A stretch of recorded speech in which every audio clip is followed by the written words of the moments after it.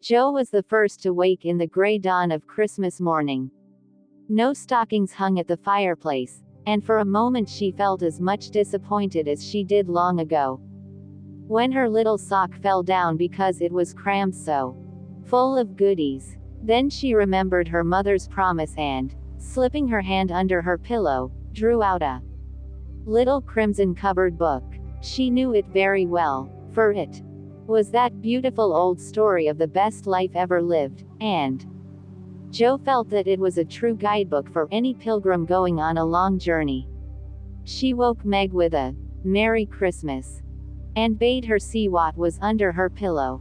A green-covered book appeared, with the same picture inside, and a few words written by their mother, which made their one present very precious in their eyes. Presently Beth and Amy woke to rummage and find their little books also, one dove-colored, the other blue, and all sat looking at and talking about them, while the east grew rosy with the coming day. In spite of her small vanities, Margaret had a sweet and pious nature, which unconsciously influenced her sisters.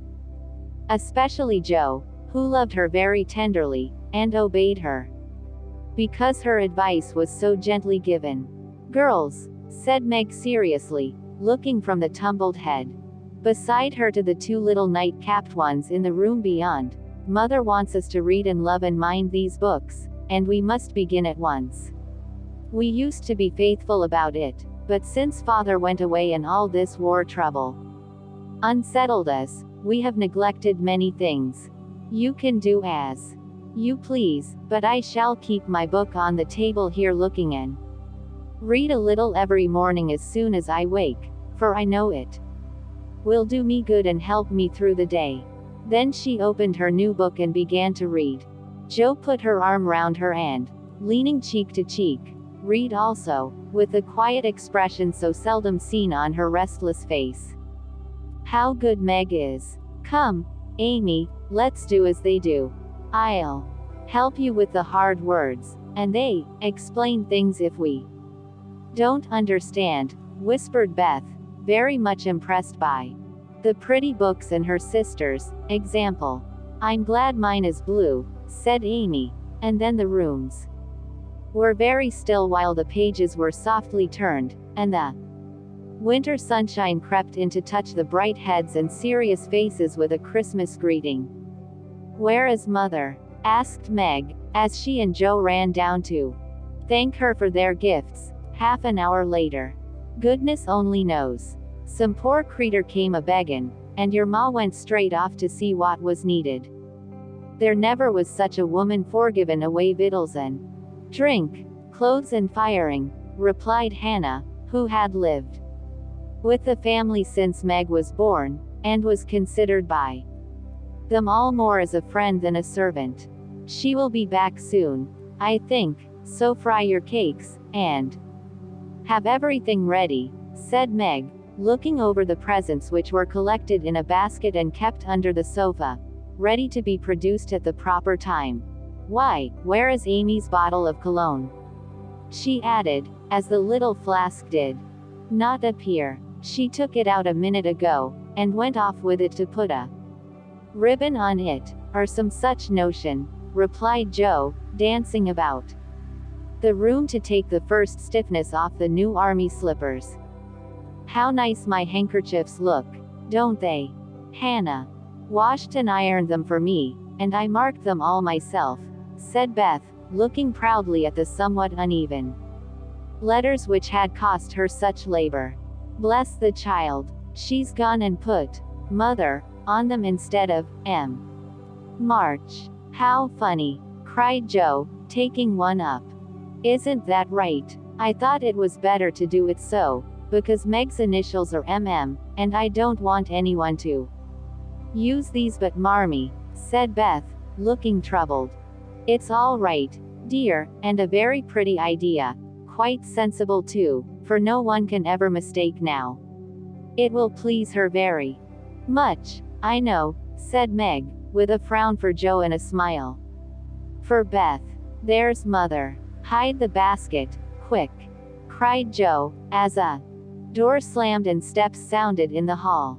Amy came in hastily, and looked rather abashed when she saw her sisters all waiting for her. "Where have you been, and what are you hiding behind?" "You?" asked Meg, surprised to see, by her hood and cloak, that lazy Amy had been out so early. "Don't laugh at me, Joe. I didn't mean anyone should know. Till the time came. I only meant to change the little bottle for a big one, and I gave all my money to get it, and I'm truly trying not to be selfish anymore." As she spoke, Amy showed the handsome flask which replaced the cheap one, and looked so earnest and humble in her little effort to forget herself that Meg hugged her on the spot, and Joe pronounced her a trump, while Beth ran to the window, and picked her finest rose to ornament the stately bottle. "You see, I felt ashamed of my present, after reading and talking about being good this morning, so I ran round the corner and changed it the minute I was up, and I'm so glad.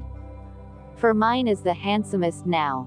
Another bang of the street door sent the basket under the sofa, and the girls to the table, eager for breakfast. "Merry Christmas, Marmee," many of them. "Thank you for our books. We read some, and mean to every day," they all cried in chorus. "Merry Christmas, little daughters. I'm glad you began at once, and hope you will keep on. But I want to say one word before we sit down. Not far away from here lies a poor woman with a little newborn baby. 6 children are huddled into one bed to keep from freezing, for they have no fire. There is nothing to eat over there, and the oldest boy came to tell me they were suffering hunger and cold. My girls, will you give them your breakfast as a Christmas present?" They were all unusually hungry, having waited nearly an hour, and for a minute no one spoke. "Only a minute, for Joe exclaimed impetuously, "I'm so glad you came before we began. May I go and help carry the things to the poor little children?" asked Beth eagerly. "I shall take the cream and the muffins," added Amy, heroically giving up the article she most liked. Meg was already covering the buckwheats, and piling the bread into one big plate. "I thought you'd do it," said Mrs. March, smiling as if satisfied. "You shall all go and help me, and when we come back, we will have bread and milk for breakfast, and make it up at dinner time." They were soon ready, and the procession set out. Fortunately it was early, and they went through back streets, so few people saw them, and no one laughed at the queer party. A poor, bare, miserable room it was, with broken windows, no fire, ragged bedclothes, a sick mother, wailing baby, and a group of pale, hungry children cuddled under one old quilt, trying to keep warm. How the big eyes stared and the blue lips smiled as the girls went in. "Ach, mein Gott, it is good angels come to us," said the poor woman, crying for joy. "Funny angels in hoods and mittens," said Joe, and set them to laughing. In a few minutes it really did seem as if kind spirits had been at work there. Hannah, who had carried wood, made a fire, and stopped up the broken panes with old hats and her own cloak. Mrs. March gave the mother tea and gruel, and comforted her with promises of help, while she dressed the little baby as tenderly as if it had been her own. The girls, meantime, spread the table, set the children round the fire, and fed them like so many hungry birds, laughing, talking, and trying to understand the funny broken English. "Das ist gut. Die Engel kinder," cried the poor things as they ate and warmed their purple hands at the comfortable blaze. The girls had never been called angel children before, and thought it very agreeable, especially Joe, who had been considered a Sancho ever since she was born. That was a very happy breakfast, though they didn't get any of it. And when they went away, leaving comfort behind, I think there were not in all the city four merrier people than the hungry little girls who gave away their breakfasts and contented themselves with bread and milk on Christmas morning. That's loving our neighbor better than ourselves, and I like it, said Meg, as they set out their presents while their mother was upstairs collecting clothes for the poor Hummels. Not a very splendid show, but there was a great deal of love done up in the few little bundles, and the tall vase of red roses, white chrysanthemums, and trailing vines, which stood in the middle, gave quite an elegant air to the table. She's coming. Strike up, Beth. Open the door, Amy. 3 cheers for Marmee, cried Joe, prancing about while Meg went to conduct Mother to the seat of honor.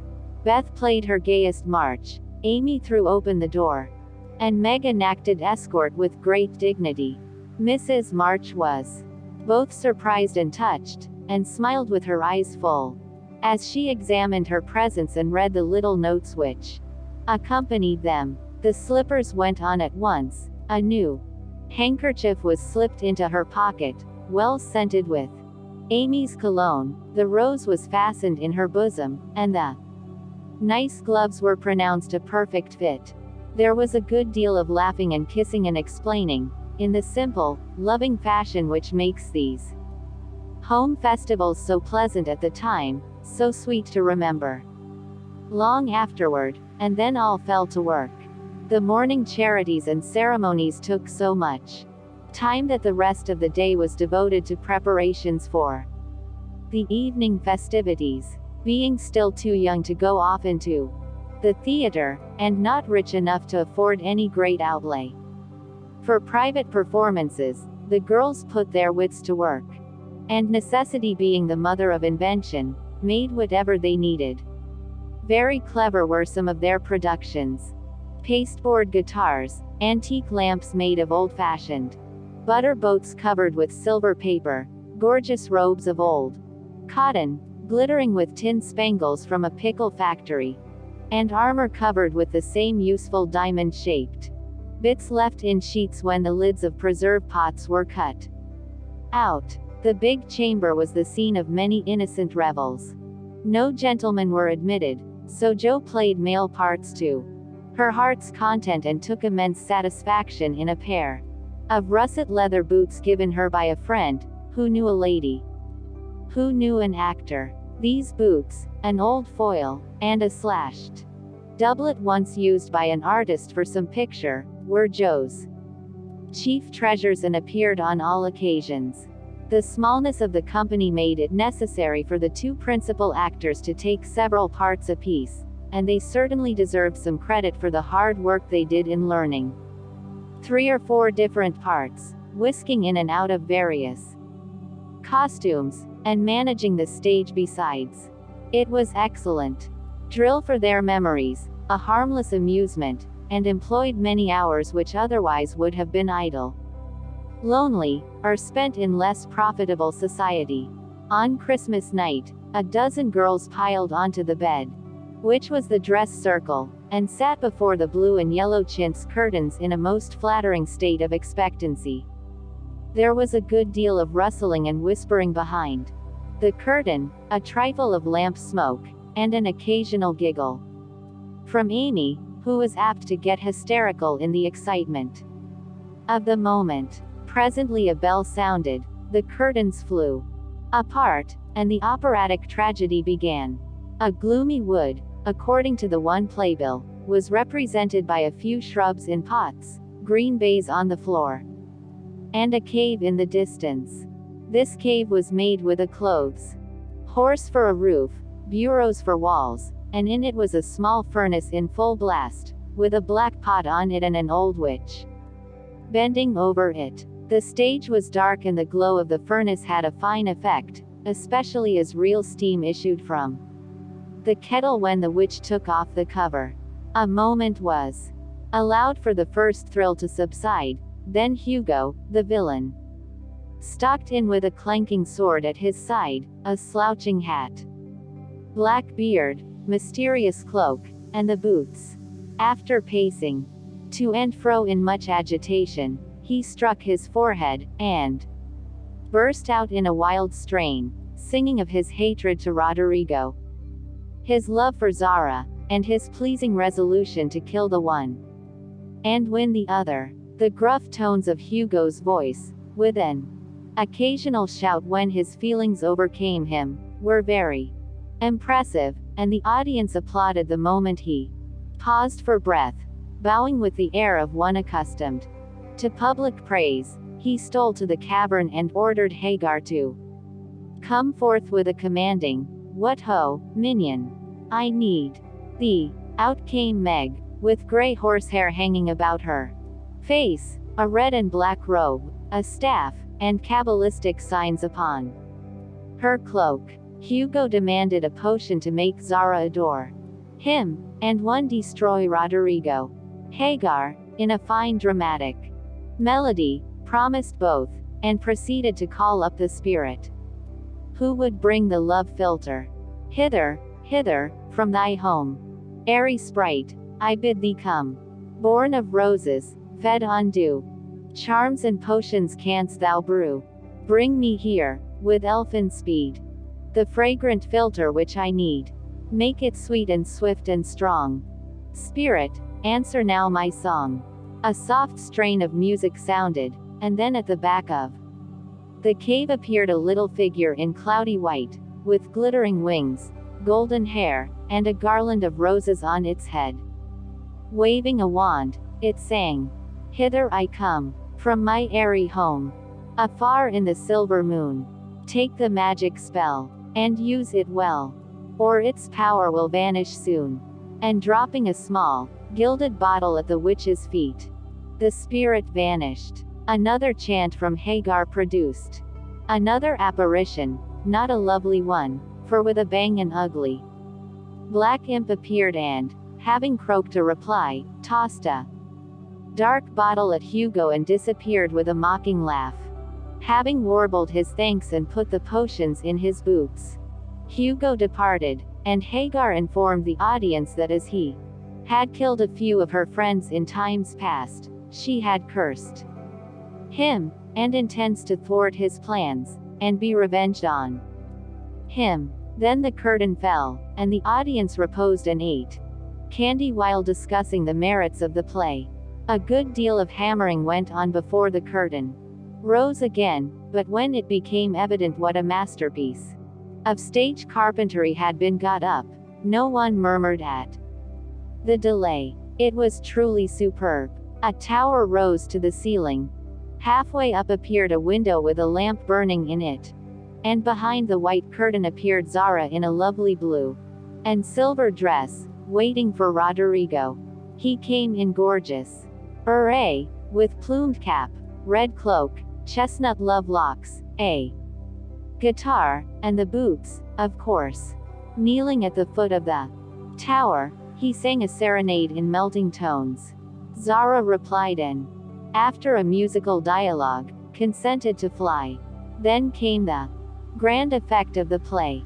Roderigo produced a rope ladder with 5 steps to it, threw up one end, and invited Zara to descend. Timidly she crept from her lattice, put her hand on Roderigo's shoulder, and was about to leap gracefully down, when, alas, alas for Zara, she forgot her train. It caught in the window, the tower tottered, leaned forward, fell with a crash, and buried the unhappy lovers in the ruins. A universal shriek arose as the russet boots waved wildly from the wreck and a golden head emerged, exclaiming, "I told you so! I told you so!" With wonderful presence of mind, Don Pedro, the cruel sire, rushed in, dragged out his daughter, with a hasty aside. "Don't laugh.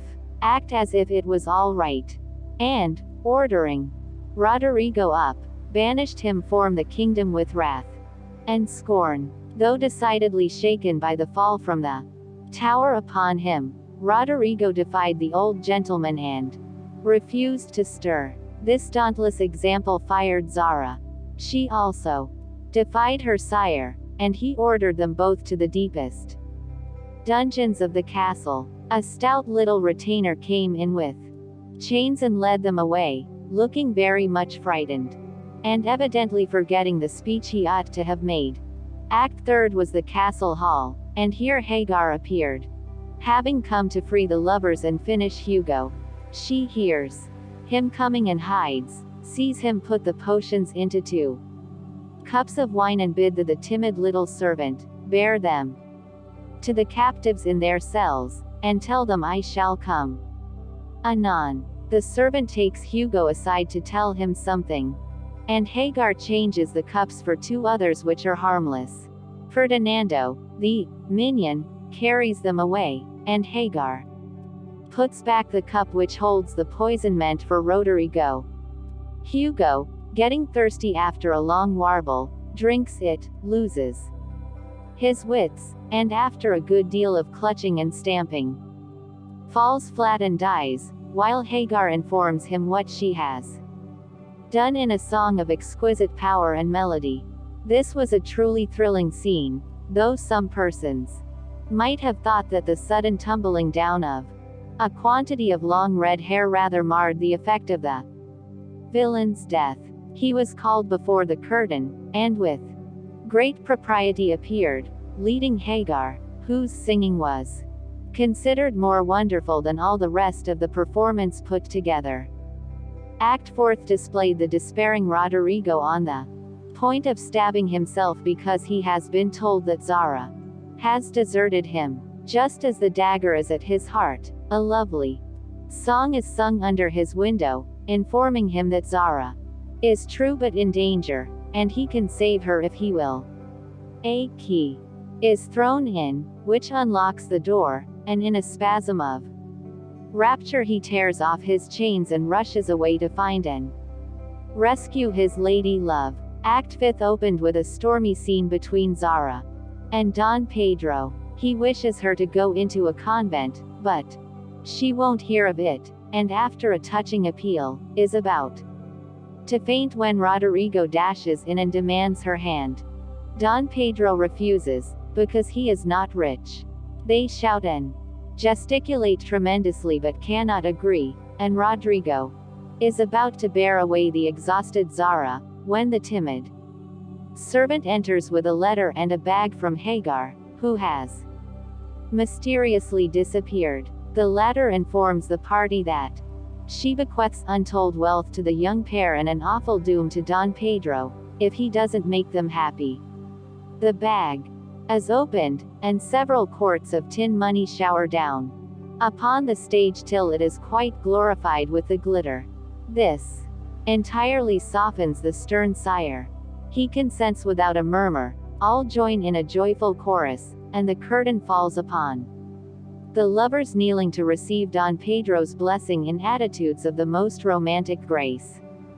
Tumultuous applause followed but received an unexpected check, for the cot bed, on which the dress circle was built, suddenly shut up and extinguished the enthusiastic audience. Rodrigo and Don Pedro flew to the rescue, and all were taken out unhurt, though many were speechless with laughter. The excitement had hardly subsided when Hannah appeared, with Mrs. Macha's compliments, and would the ladies walk down to supper. This was a surprise even to the actors, and when they saw the table, they looked at one another in rapturous amazement. It was like Marmee to get up a little treat for them, but anything so fine as this was unheard of since the departed days of plenty. There was ice cream, actually 2 dishes of it, pink and white, and cake and fruit and distracting French bonbons, and, in the middle of the table, 4 great bouquets of hothouse flowers. It quite took their breath away, and they stared first at the table and then at their mother, who looked as if she enjoyed it immensely. "Is it fairies?" asked Amy. "Santa Claus," said Beth. "Mother did it." And Meg smiled her sweetest, in spite of her gray beard and white eyebrows. "Aunt March had a good fit and sent the supper," cried Joe, with a sudden inspiration. "All wrong. Old Mr. Lawrence sent it." replied Mrs. March. The Lawrence boy's grandfather. What in the world put such a thing into his head? We don't know him, exclaimed Meg. Hannah told one of his servants about your breakfast party. He is an odd old gentleman, but that pleased him. He knew my father years ago, and he sent me a polite note this afternoon, saying he hoped I would allow him to express his friendly feeling toward my children by sending them a few trifles in honor of the day. I could not refuse, and so you have a little feast at night to make up for the bread and milk breakfast. That boy put it into his head. I know he did. He's a capital fellow, and I wish we could get acquainted. He looks as if he'd like to know us, but he's bashful, and Meg is so prim. She won't let me speak to him when we pass, said Joe, as the plates went round, and the ice began to melt out of sight. With ohs and ahs of satisfaction. You mean the people who live in the big house next door, don't you? Asked one of the girls. My mother knows old Mr. Lawrence, but says he's very proud and doesn't like to mix with his neighbors. He keeps his grandson shut up when he isn't riding or walking with his tutor, and makes him study very hard. We invited him to our party, but he didn't come. Mother says he's very nice, though he never speaks to us girls. Our cat ran away once, and he brought her back, and we talked over the fence, and we're getting on capitally, all about cricket, and so on, when he saw Meg coming, and walked off. I mean to know him someday, for he needs fun. I'm sure he does, said Joe decidedly. I like his manners, and he looks like a little gentleman. So I've no objection to your knowing him, if a proper opportunity comes. He brought the flowers himself, and I should have asked him in, if I had been sure what was going on upstairs. He looked so wistful as he went away, hearing the frolic and evidently having none of his own. It's a mercy you didn't, Mother, laughed Joe, looking at her boots. But we'll have another play sometime that he can see. Perhaps he'll help act. Wouldn't that be jolly? I never had such a fine bouquet before. How pretty it is. And Meg examined her flowers with great interest. They are lovely, but Beth's roses are sweeter to me, said Mrs. March, smelling the half-dead posy in her belt. Beth nestled up to her, and whispered softly, I wish I could send my bunch to Father. I'm afraid he isn't having such a Merry Christmas as we are.